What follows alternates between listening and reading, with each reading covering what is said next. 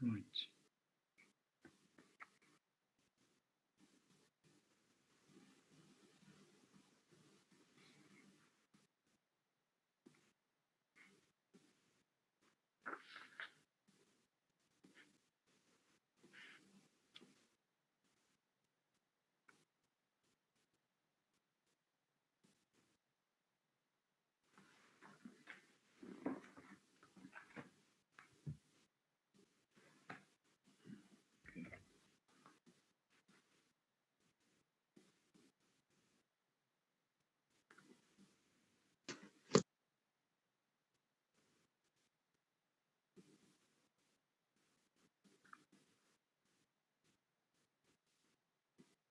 Right.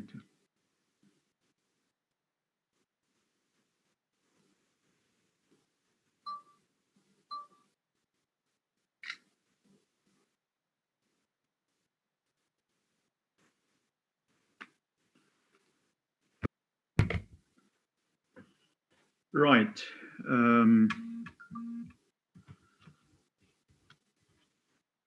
Back to politeness. Uh, let's just have an overall discussion of politeness. The beginning with the definition of politeness. So, who would like to define politeness?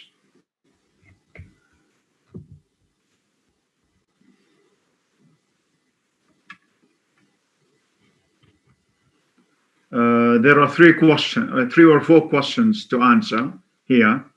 Uh, what is politeness? If you like to write these down. What is meant by the term politeness?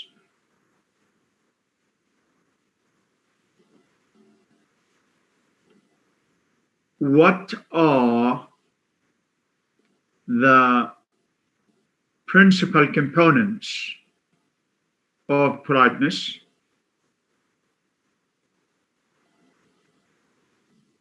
What is meant by the term face once? What is the difference between positive face and negative face? A last question would be, how does politeness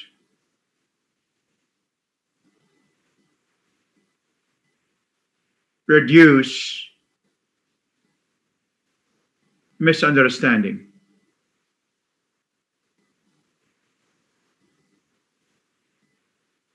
How does politeness help? How does politeness help reduce misunderstanding?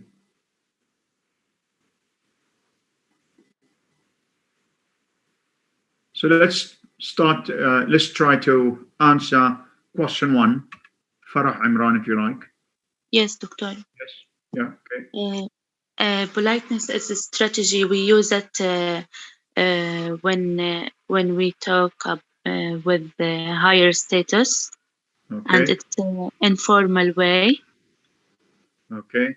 and Right. polite way. Yes. Yeah. Okay. So politeness is a strategy, but what is politeness? I mean, yeah, true. It's a strategy we use in social communication because politeness is a social act. Yes.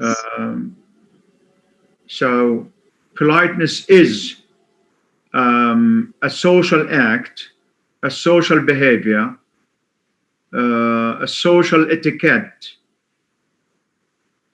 used within a culture or across cultures. Within a culture or across cultures. At the age of globalization, of course, we speak of a global social community. Now everybody, is able to communicate with different languages, different cultures easily. And we have ways. Communication means which have made the globe, as they say, shrink into a smaller or a small village. So we no longer are confined to one language or one culture. Every now and then we communicate with people with linguistic and cultural backgrounds, different, linguistic and cultural backgrounds. Right. Okay. So question number 2 is, what do I mean by the term face once? Now, in communication, we need to apply whatever givings, whatever we learn. We have to reflect. There will be a reflection session on how to benefit from pragmatics, especially certain chapters, in reducing the rate of misunderstanding. Most societies, by the way, conflicts arise simply because of misuse of certain pragmatic concepts, including the cooperative principle and politeness. Politeness plays a vital role in communication. So what do you mean by face once? There are 2 types of face once. Once, W-A-N-T-S. Yeah. Can anybody answer this? Yeah, positive and negative. The once, not types of face. Face once. We have face once and face types. The way we Face act A, the way face we saving try act B. to express a message, maybe one of 2 face once. Sorry, did you want to say something? Yeah, carry on. Yes, doctor. Yes. Face treating act A, face saving act B. Yeah, okay. So we have face threatening, which is, of course, which reflects negatively. It reflects negatively. Most violence, by the way, erupts because of face threatening.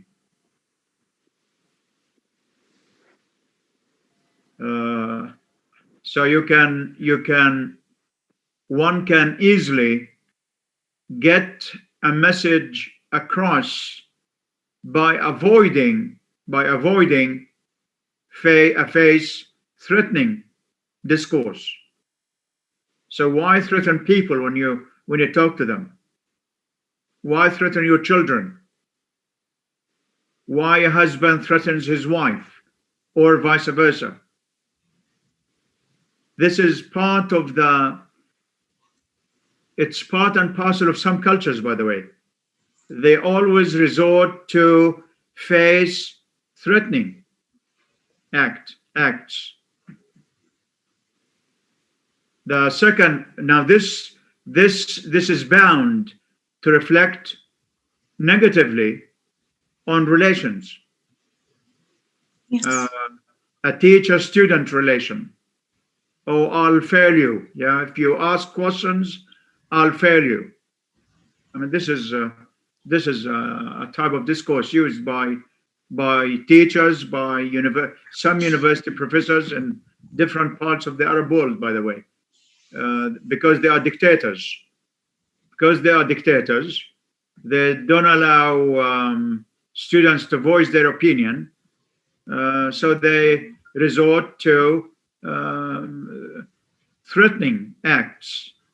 So we have face threatening, which is bound to reflect negatively on relations, family relations, uh, um, teacher school. I mean, teacher pupil, professor student,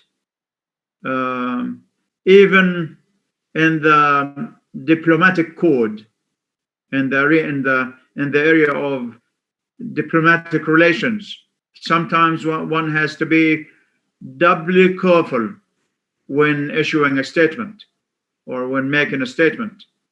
That's why, if you notice, some leaders have advisors.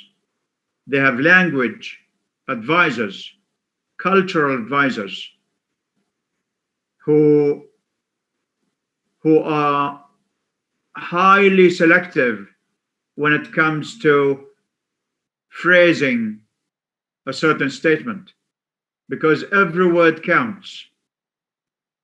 For instance, when a certain leader, a king, a prince, a president, when they disagree to something, to some acts, yeah, what do they say?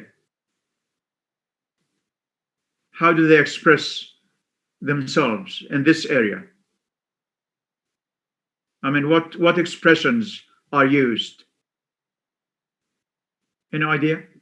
Have you all done mass media translation? No, doctor. No, you haven't done. Not yet. Are you second or third year? Third year. I'm second. Third. Second. Oh, some of you are second. Okay. Now, presidents or leaders in general would say we have concerns about the situation in some part of the world. We have concerns. We have concerns. Now, what does that mean? It means that we have worries. We have worries. We are not happy about the situation in some country, Right. in any given country. So they say we have concerns. We have fears. Yeah. So in which case, of course, they say لدينا مخاوف. لدينا مخاوف. Yes. Yeah. We are concerned about the situation. It's sort of neutral, face saving act. It's a face saving want. Now, if we use this type of want, face want, then nobody will be offended. That's why we need. I mean, most Arab societies need some sort of training in this area, in this particular area. Now, in some Western countries, I've noticed, when a child is about to do something wrong, they don't simply say, "Don't touch," and a full stop. They say, don't touch because it's so and so. So they try to justify. This is how people are sort of programmed to use reasoning. They say reasoning. So we should use reasoning in communication. We should take into account the fact that that threatening wants are bound to reflect negatively on relations, and they may cause misunderstanding. While face-saving wants reflect positively. Yeah. So we should try to apply these in our daily life. Now, notice that in some cultures, if a child asks his parents about something, they would decline his. They just frustrate him. They say, we don't know. Why? We don't know. Why is this so and so? They say, shut up. They shut everybody up. Freedom of expression is part and parcel of politeness. If you want to express yourself well, properly, then you should have freedom of expression, they say. حرية التعبير.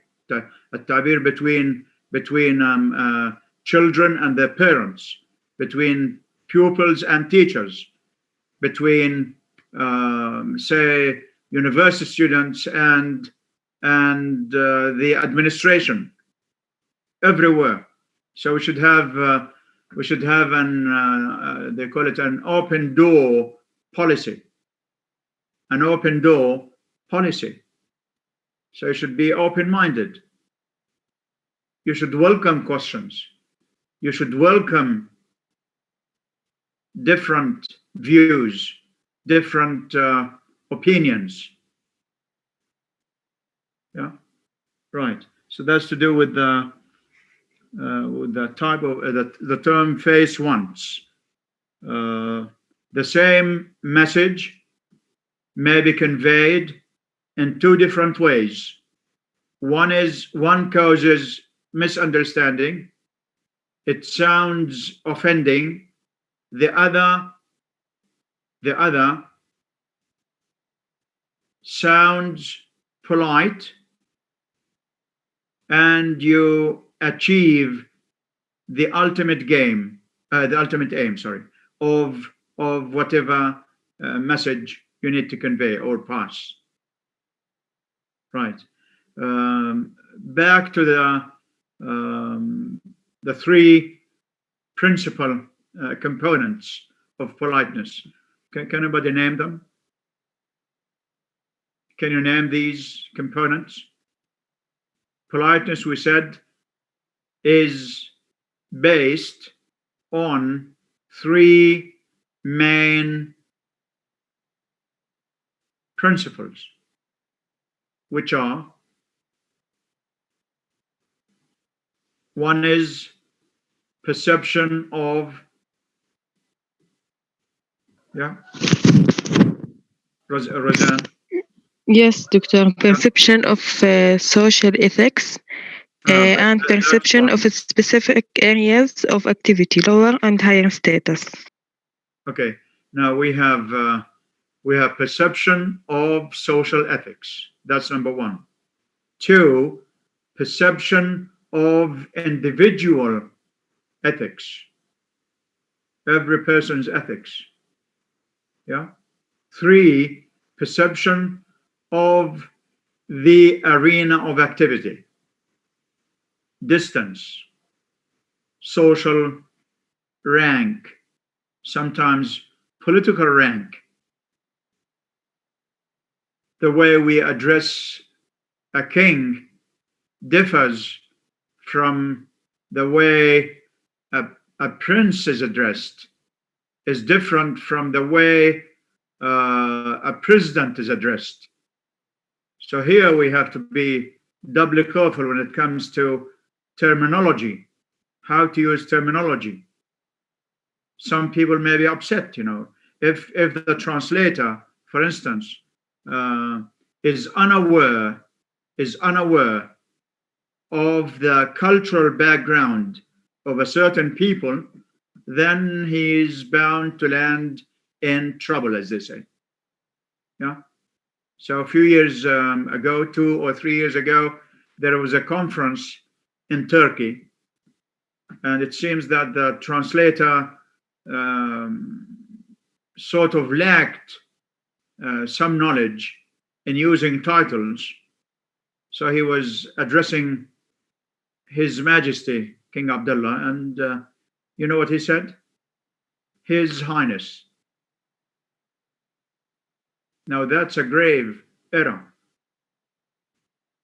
That's not the proper term used.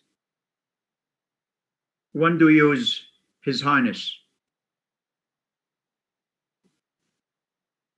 For a prince.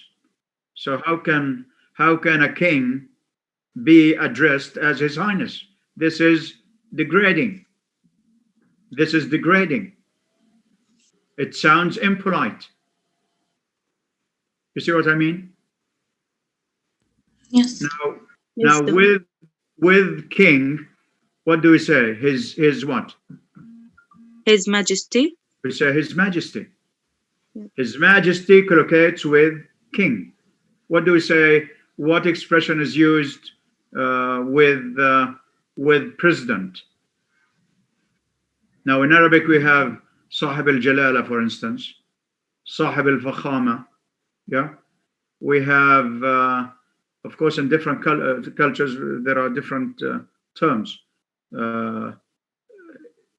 Sahib al-Jalala. How would you say Sahib al-Jalala? His Majesty. Okay. Sahib al-Fakhama.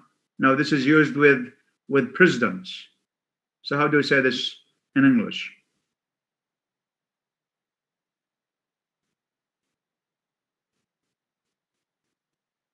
Yeah. We say His Excellency. Your Excellency. Yeah. Yeah, Your Excellency. Or His Excellency. His Excellency. How do you say Fadilat?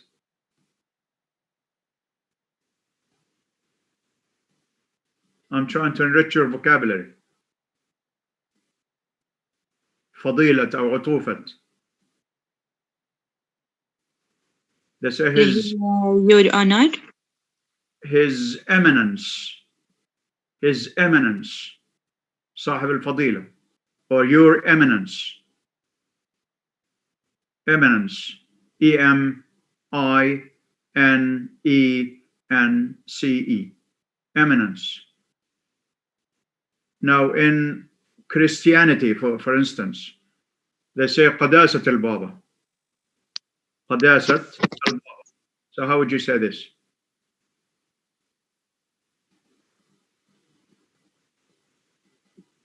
They say His Holiness. His Holiness.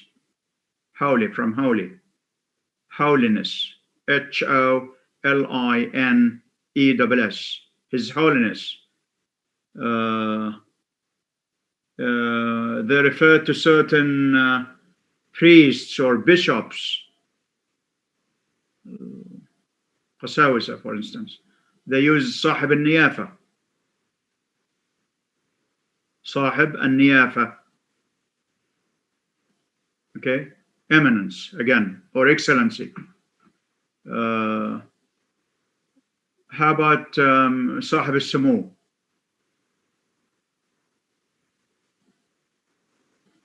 Eminence. Also.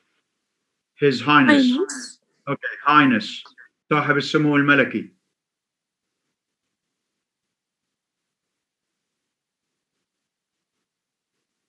Any idea? Ruqayya? Royal Highness. Again? Yeah, that sounds okay. Yeah. His Royal Highness. Royal. His Royal Highness. His Royal Highness. Right. Either we say Crown Prince, or heir to the throne. It's the same. It sounds like AIR, but it's pronounced HEIR. The H is silent. Yeah. They say heir to the throne. اللي هي ولي العهد يعني. ولي العهد. With an H, it's silent. Right. Of course, using titles is very important in to achieve politeness. We need to use titles sometimes. Mr., Doctor, for instance. We have to be careful. I mean, this all depends on the rank, age, power. Age is very important. Yeah, age, power, rank, and the degree of formality. It would be impolite, for instance, not to use models with people who like to be treated formally. So don't try to treat someone or address someone informally if he's supposed to be addressed formally. This is very important. Yeah. Then we have face, using terminology, using pronouns. Deixis is very important. Deixis is quite relevant to politeness. So, for instance, instead of using you, a singular form, in some languages that have declensions, تصريف يعني. Yeah, they would use a plural form, even though the person is singular. So we use vous in French. We use antum in Arabic. Yeah, فضيلتكم, for instance. عطوفتكم. That's a sign of respect. So we use the plural pronouns, person pronouns, even though we are addressing a singular person. Yeah. Then we have face on page. Let's have this.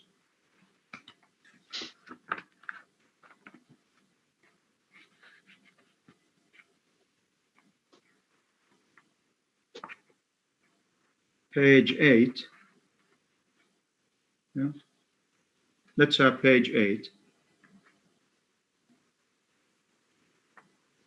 Yeah, for page 8 you have the three principal components of interaction. Page 8. One is perception of social ethics. That's taken into account habits and traditions. 2, perception of individual ethics. 3, perception of specific arena of activity, lower to higher. Okay. Techniques used or strategies used. We have 1, 2, 3, 4. 1, 2, 3, 4. In order to sound polite and in order to use language properly. Yeah. One is using plural forms of address. So instead of saying تفضل, for instance, in Arabic, we say تفضلوا. تفضلوا addressing a person and a singular. 2, first person plural forms instead of second ones. Yeah. First person plural forms instead of second ones. Can anybody explain this? Yeah. What's the first person plural forms? What do you mean by first person plural forms instead of second? Indicates the higher status. Yeah, I mean, what do you mean by first person plural forms?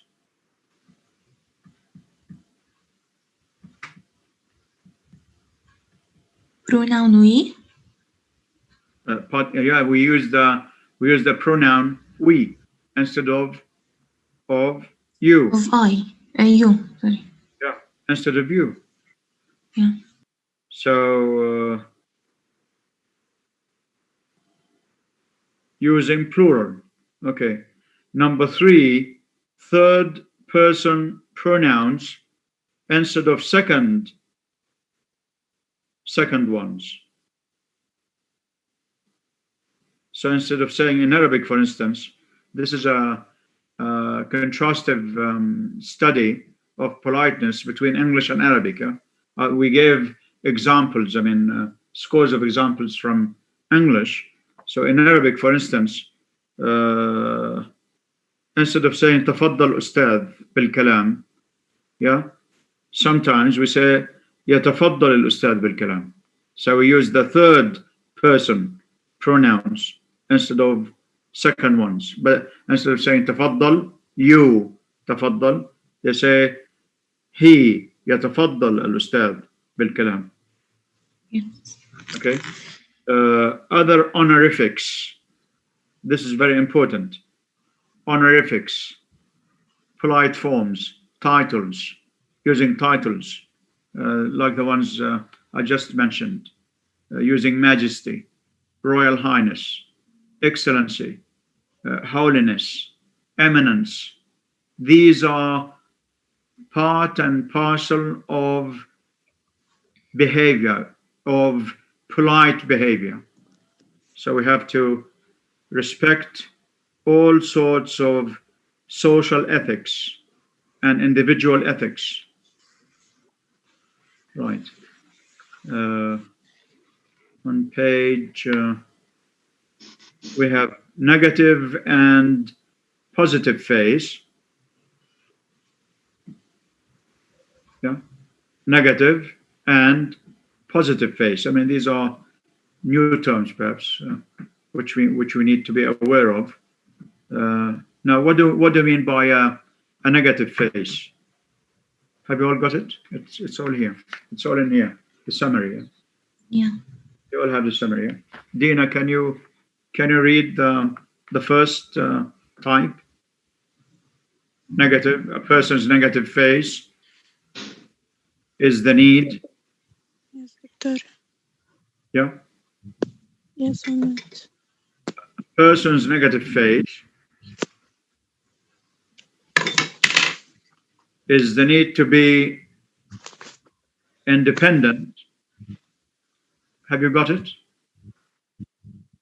Okay.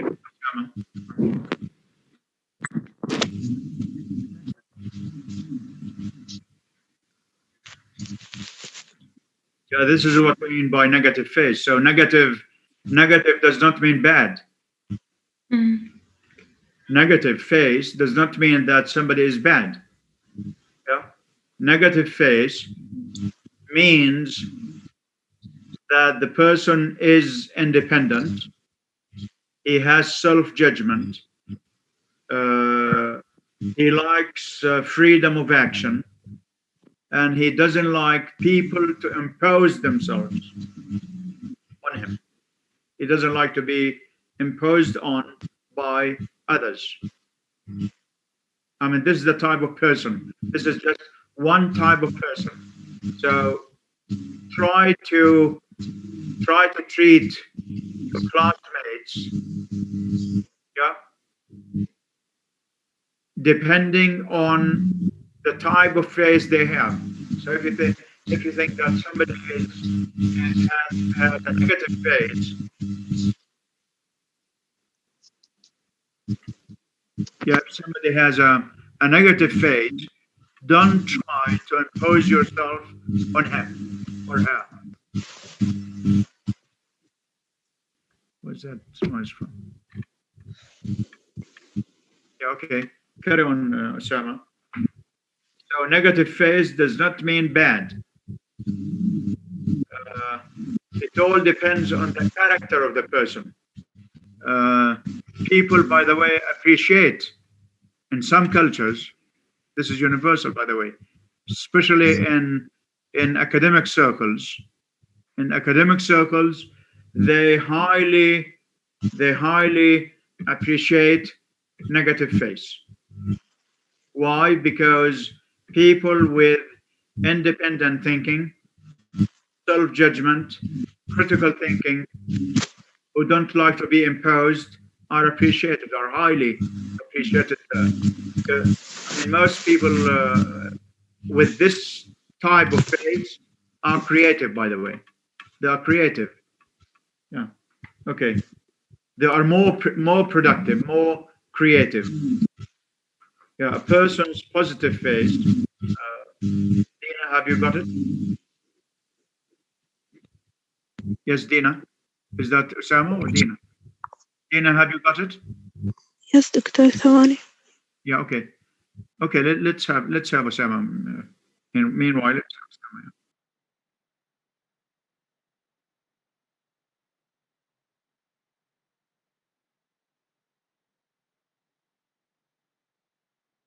Yeah. Okay.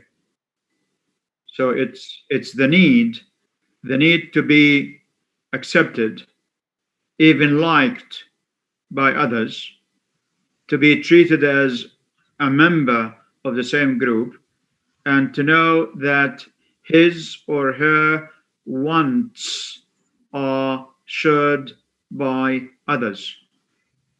This type of face is more sociable, more sociable. That does not mean that people with negative face are not sociable. They are sociable to a certain degree. The fact that somebody has a negative face never means that he is not sociable. Some people have obligations. Some people have say academic obligations. They have hobbies. They like to be on their own to think. So it doesn't mean that they are not sociable. So we have negative face and positive face. This all depends on the character of the person concerned. So if we can tell the type of character of a person, then we can communicate well. We can easily communicate with him or her. In other words, don't try to impose yourself on someone with a negative face. This type of people like to be treated formally. Yeah. They like to be treated formally. Formality is, it could be a merit sometimes. It could be a merit, not a demerit. It could be an advantage, not a disadvantage. To maintain relations sometimes, it's good to have a certain degree of formality. Yeah. Okay.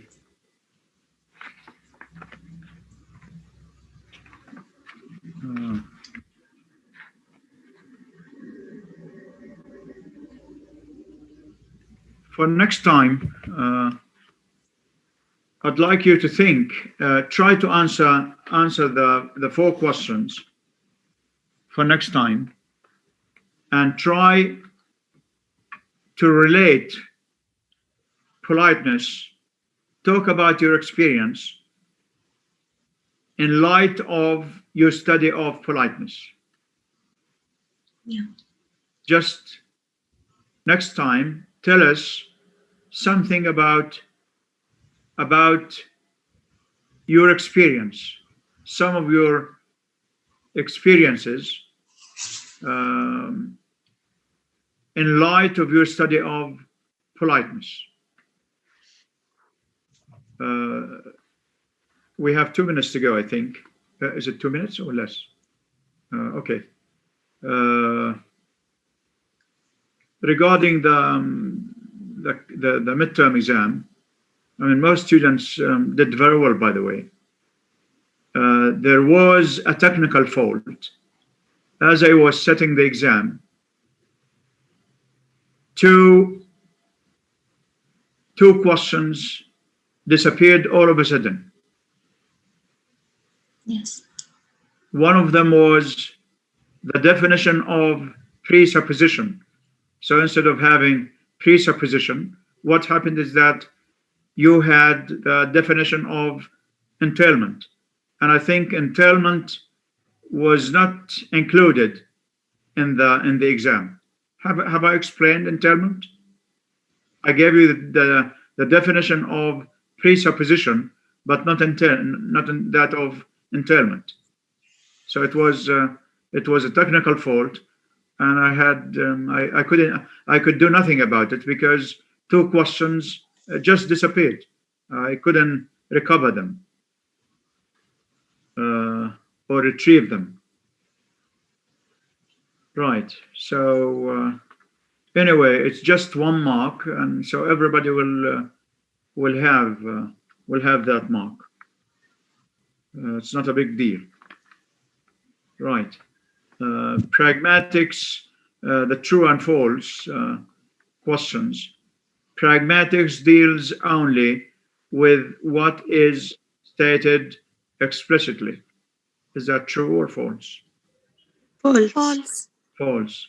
Referents are used to refer to seen and unseen objects. False. No, true. True. Yeah, أنا true. جاوبتها false دكتور. No. It's true because I mean, it refers to seen and unseen objects.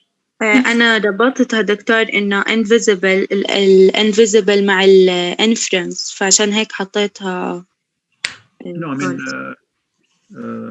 referents are used to refer to seen and unseen objects. Now, in our curricula is the plural of curriculum, yeah, المناهج. It seems that we deal only with seen, with visible, things, concrete objects. This is reflected in the type of vocabulary used. Now, the basic terms, the basic vocabulary, which one is supposed to master or acquire, are confined to visible things, concrete objects, unfortunately. So this is some sort of, it's a shortcoming, by the way, because it's maintained by some scholars that we should believe only in concrete, tangible things. So we shouldn't believe in the unseen world, right? So reference are used to refer to seen and unseen objects.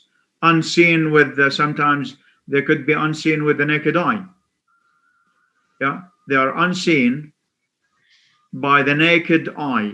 They say naked eye. You know what that means? العين يعني المجردة. العين المجردة. العين المجردة. Yeah, they are unseen by the naked eye, but they are seen, say, with microscopes. They are seen with microscopes. They are seen with telescopes. So what is unseen by the naked eye may well be seen by certain equipment without an S. Equipment, by the way, is one of the words that does not accept an S, like advice and evidence. Regularity makes communication difficult. False. False. Mastering grammar and vocabulary is all we need to use language properly. False. False. The words here and there are examples of spatial deixis. Here and there. Here and Yes, there. true. True. Okay. The words that and then are proximal expressions. False. False. Inference is often needed to understand reference. True. True, yes. Yeah, true. Directive speech acts are of two types, direct and indirect. True. True. I plan to fly tomorrow is an expressive speech act. No, False. false. Right. It's a It's commissive. affirmative. Yes. It's a commissive one. He pretended to be happy is affective presupposition. True. False. True or False. false? No, False. false. False. Yeah, It's not- not active. yeah, Factive. yeah, of course, it's false. Yeah. He pretended to be happy is affective presupposition is false. Yes. Anyway, we'll carry on with this. I don't want to keep you if you have another meeting. Right. Do you have any questions or queries? Any questions? دكتور أنا عندي سؤال بس عن امتحان الصوتيات امبارح. Yes. دكتور الموقع أكيد فيه إشي غلط أو إشي، لأنه أنا متأكدة من كل إجاباتي صح وراحوا 5 علامات يعني حتى ما بعرف شو أغلاطي. في طالبة سألتني نفس السؤال وأي تشيك، طبعا موجود الامتحان عندي على الجهاز. في طالبة كأنه ما أجابت عن 5 أو 6 أسئلة، شفت الإجابات كلها خطأ يعني كانت عندها. دكتور ممكن تشوف إجاباتي؟ I haven't checked yours, but I mean,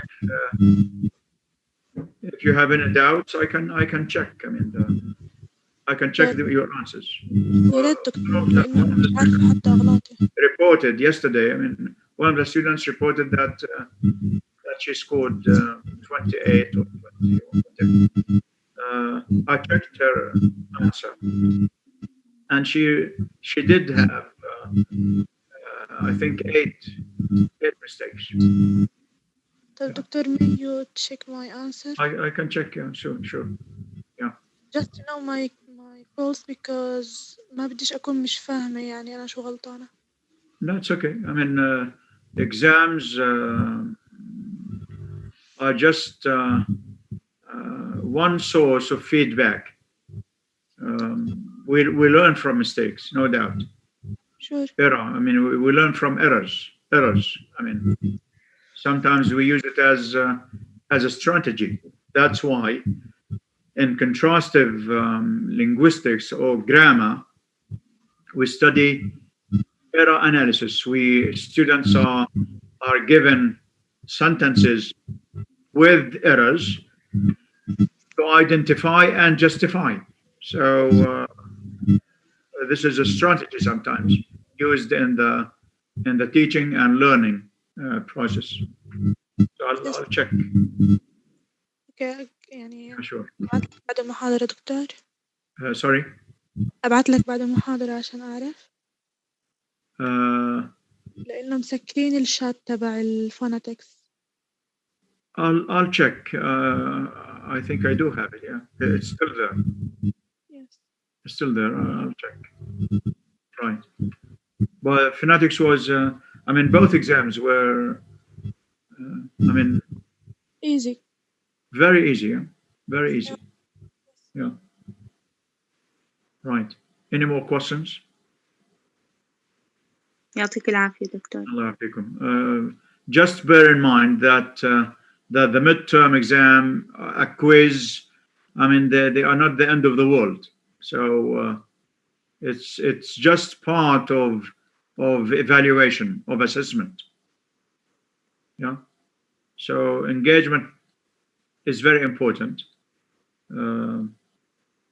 Writing research papers, you'll have more assignments. So you shouldn't worry. Right. Yeah. Have a nice weekend.